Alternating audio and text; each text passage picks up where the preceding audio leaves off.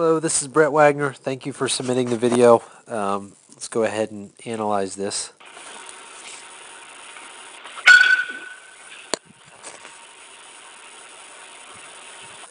So one of the things, or really the first thing that we look for, is whether or not the hitter creates ground forces.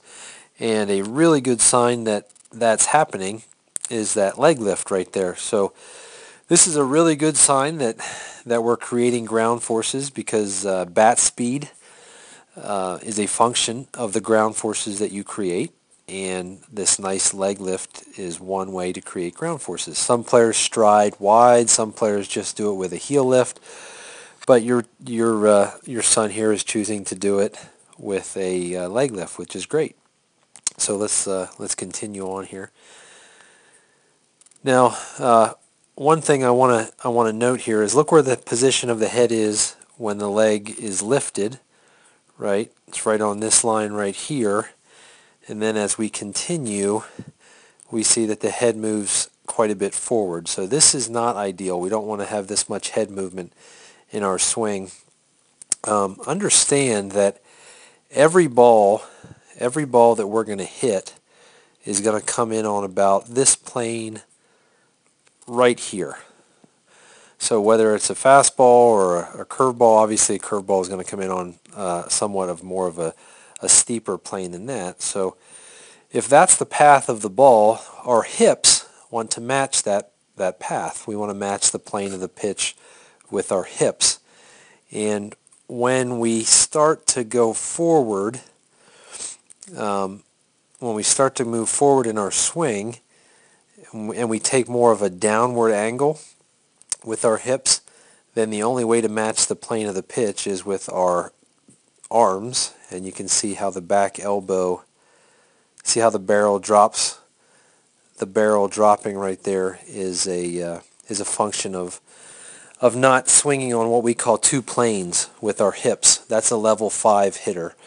Level 5 with our green light hitting system is hips on two planes. So when we see that back elbow slot in front, which is right there, when we see that back elbow slot in front, it's a little hard to see here. That's a sign that the hitter is trying to get on plane with his hands and with his arms, and not with his hips. So what we'd like to see is we'd like to see a little less head movement, and we'd like to see the hitter get on plane with his hips and not with his arms. Yep, that barrel is dropping, which is telling me he's trying to get on plane with his arms right there. Another sign here that he's a level 4 hitter working towards level 5 is that front foot. We want to see that front ankle roll. The front ankle supports rotation.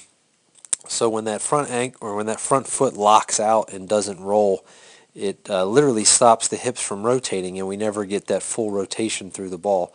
So if you watch your good hitters as they swing through the pitch, that front ankle will roll a little bit to allow rotation of the hips. Yeah, we can see that front ankle just locks out.